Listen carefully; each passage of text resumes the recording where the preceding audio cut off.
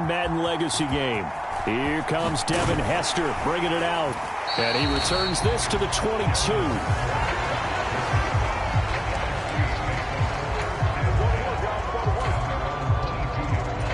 So it's the NFC stars who will get the ball first. And, Charles, as we alluded to, we've got a different era of coach on each sideline. So the man coaching this NFC squad, we'll call him Young John Madden. This is a coach who was trying to establish a foothold in the NFL and on the cusp of doing it very successfully. Yeah, you think back to that period, those early days as the coach of the Raiders, the late 60s in the AFL and then in the NFL in the early 70s.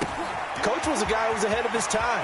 The Raiders were one of the first teams to have mini camps, one of the first to film practice, because he wanted to practice coaching as much as he could.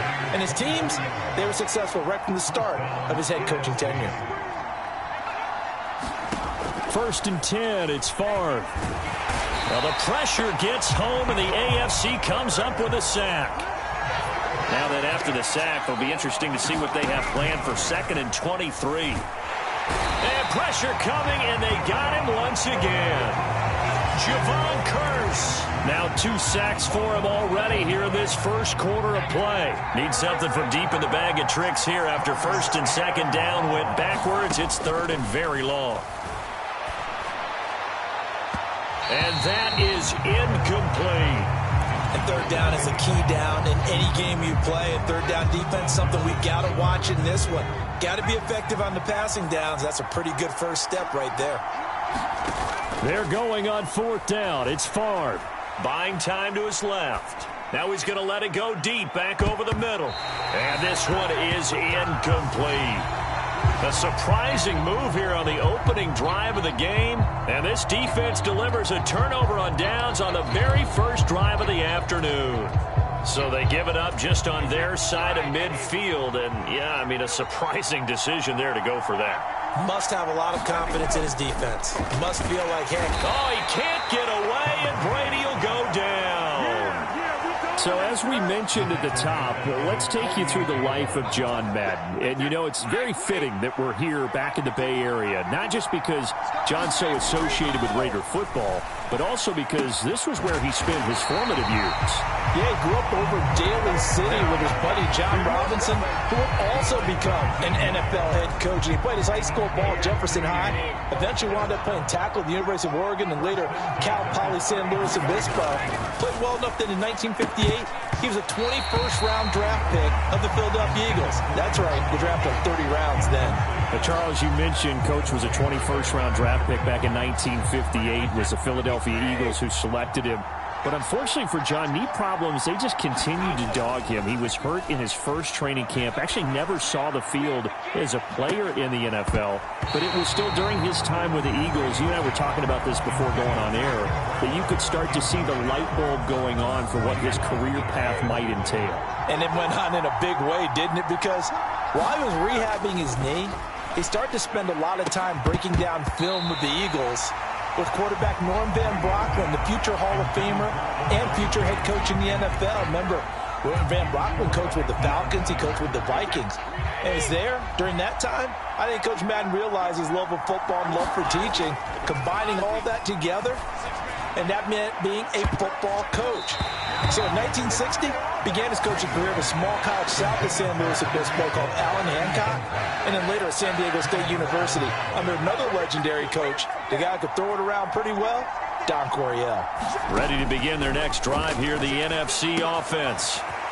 That'll be caught by Kupp, and able to get this one across the 45 before he's brought down. Well, Charles, you know, it was in the early 1960s that a young John Madden made the acquaintance of the owner of the Oakland Raiders, one Al Davis, of course, and the two, they really bonded, would become one of the best owner-coach duos in NFL history. And to take it a step further, Al Davis became someone who John referred to as his best friend. Yeah, in 1967, Brandon, Al Davis hired Coach Madden to be a linebackers coach. Remember, this was still the AFL at that point. We had not merged totally with the NFL. And Coach Madden, he paid dividends almost immediately. Helped the Raiders win the touchdown. George Kittle, 54 yards. And the NFC has taken the early lead. When they drew that up, I don't think they envisioned it ending in a house call, but he got it and took it all the way home. Really impressive run after the catch, wasn't it? That was really special by him. But let's face it, in today's NFL, those tight ends are often former wide receivers or maybe even sometimes bigger running backs. They just put them in a position to get a great matchup and make plays like that. Anderson now to kick this one away.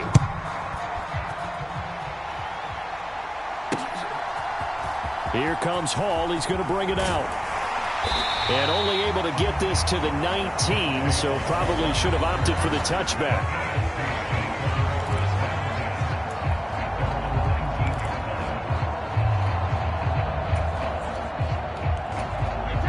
The AFC offense set to take their next drive.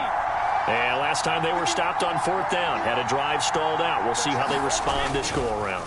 I'm eager to see what their mindset is, because moving the ball, feeling good, and then that abrupt stop on 4th down, do they go back to the bench and go, oh, boy, they've got something for us? Or do they go to the bench and say, we blew it ourselves, let's get back out there and move the ball again? And is it different when you get stopped on 4th versus punt? Is that more motivation for the defense, a little more confidence? I think as a defense, you're so excited with a 4th down stop. Making them punt, that's your goal anyway.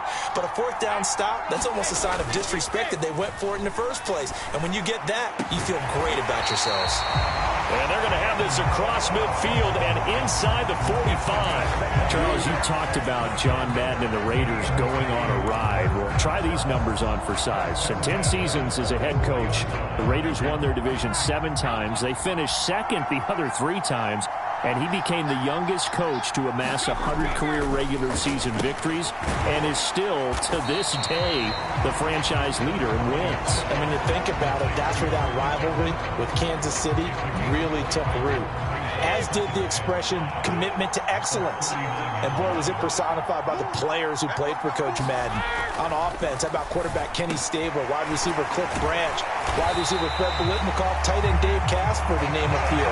How about this great lineman he had? Center Jim Otto, guard Gene Upshaw, tackle Art Shell, all of them in the Pro Football Hall of Fame. And guys on the defensive side of the ball, the Mad Stork himself, Ted Hendricks, Willie Brown, John Matuzak, Otis Sistrunk, and Big Ben Davidson.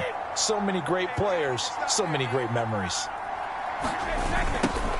On the toss, here's Allen. He is taken down at the 21 after a short gain of 2. Charles, you think about all the success that John Madden had as an NFL head coach, and he had plenty, and we talked about it, including the 10 straight winning seasons, a Super Bowl title. But like any great coach, he also suffered through a few tough losses along the way as well. And Brandon, those tough losses came in high. Touchdown! Tyreek Hill from 21 yards away. And the AFC is an extra point away from tying this game up. Certainly there are good things about quick strike offense.